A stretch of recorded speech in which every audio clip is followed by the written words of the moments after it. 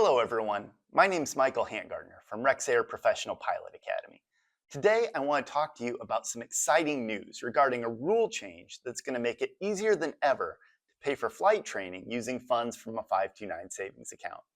If that doesn't sound like big news, wait till you hear the details because this is going to be a potential game changer for anyone looking to fund their flight training journey. What I want to discuss today is a way that anyone can potentially pay for flight training, but I want to especially talk to the parents out there.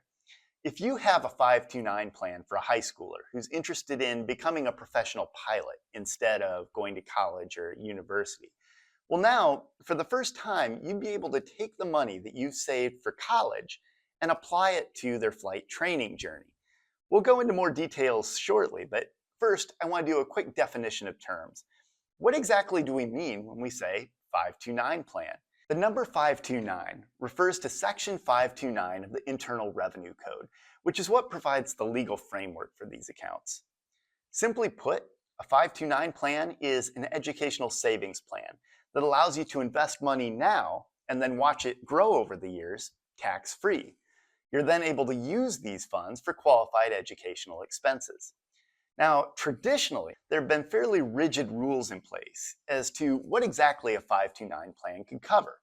For example, they could only be used at accredited degree programs at colleges or universities. This meant that if you were the parent of a high school graduate who decided that they wanted to go to flight school and become a professional pilot, instead of going to college or university, you couldn't actually use the 529 funds to do this without incurring serious penalties. However, with the passage of H.R. 1 over the summer, all this has changed. You're now able to use 529 funds to pay for accredited trade schools as well, and this includes flight schools. One thing to note is that 529 funds don't have to be used just to cover the cost of instruction. Instead, they can be used to pay for any aspect of education.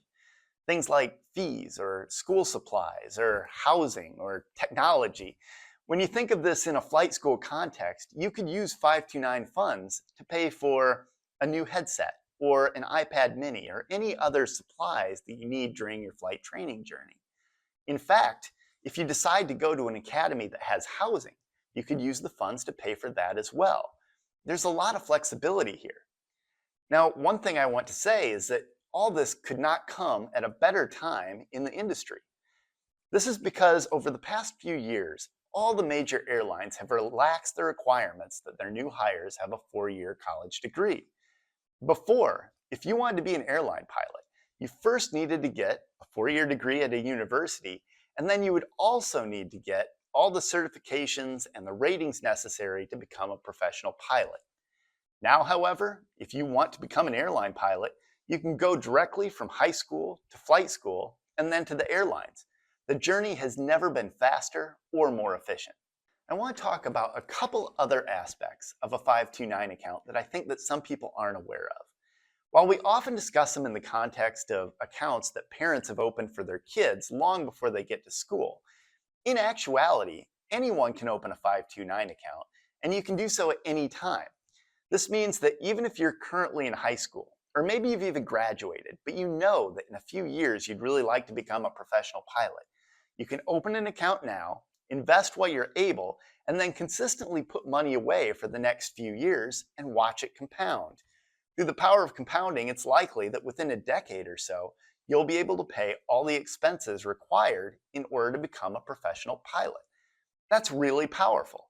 Another thing some people don't realize is that even if you open a 529 account for one beneficiary and that beneficiary doesn't end up using it, it's very easily transferred to another family member.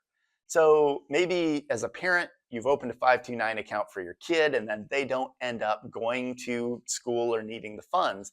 It can be transferred to a sibling, to a parent, to a grandparent, to a cousin, an in-law, any other member of the family.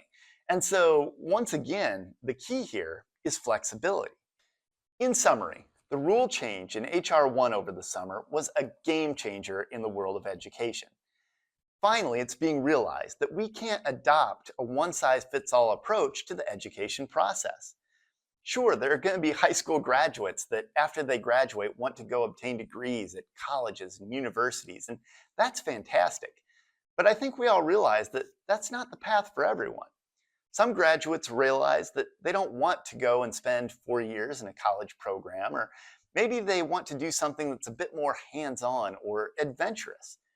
Well, now they can take the money that was designated for college and instead apply it to flight training so that they can finally earn the certifications and ratings they need to make their airline dreams come true. If you'd like to know more about 529 savings plans or about the program that we have here at Rexair, don't forget to click the links below.